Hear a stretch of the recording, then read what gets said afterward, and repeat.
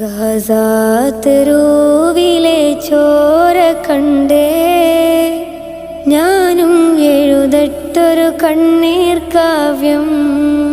പിഞ്ചോമന മക്കളെ ചോരക്കായി ദാഹിച്ചലയുന്ന ചെന്നായ്ക്കൂട്ടം.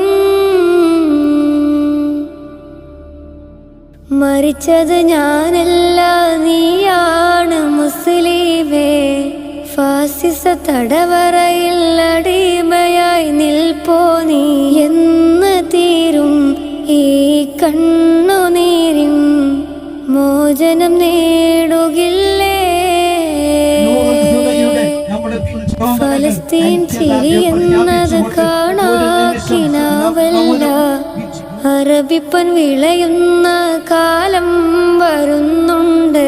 തഖ്വ കൊണ്ട് നേടിടുവേ ഫാസിസം കരയുമെന്ന്. ഗസാതെരുവിലെ ചോര കണ്ടേ ഞാനും എഴുതട്ടൊരു കണ്ണീർ കാവ്യം.